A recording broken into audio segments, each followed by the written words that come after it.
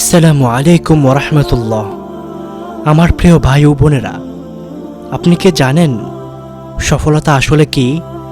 এই সম্পর্কে কুরআন কি বলে এবং মানুষ কি বলে? আসুন জেনে নিই।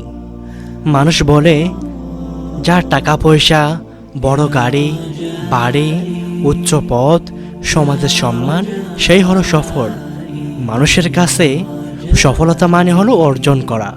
কে কত আরামদায়ক জীবনে আছে, কে কত বিলাসবহুল জীবন যাপন করছে, তাই দিয়ে সফলতা মাপা হয়।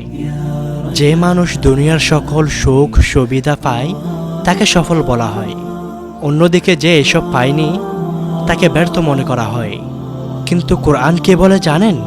কোরআন বলে নিশ্চয়ই সে সফল হয়েছে যে নিজেকে শুধরে নিয়েছে এবং পরিশুদ্ধ করেছে। সূরা আশ-শামস আয়াত 9। আল্লাহ তাআলা বলেন, তোমরা সেই ব্যক্তিকে সফল বলো যে পরকালের জন্য প্রস্তুতি নিয়েছে এবং তার আল্লাহর কাছে নত হয়েছে। সূরা আলা আয়াত 14-15। দুনিয়ার জীবন অস্থায়ী। যত বড় বাড়ি গাড়ি, যত টাকা পয়সাই থাকুক না কেন, মৃত্যুর পর এগুলো কোনো কাজে আসবে না। কবরের জীবন, কিয়ামতের দিন আর চিরস্থায়ী জান্নাত বা জাহান্নামের জন্য এসব অর্থহীন। আপনি কি জানেন আসল সফলতা কি?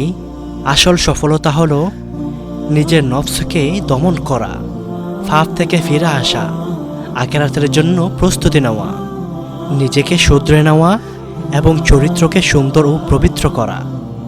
মানুষের চোখে সফলতা দুনিয়ার বাহ্যিক সম্পদ ও উপভোগ।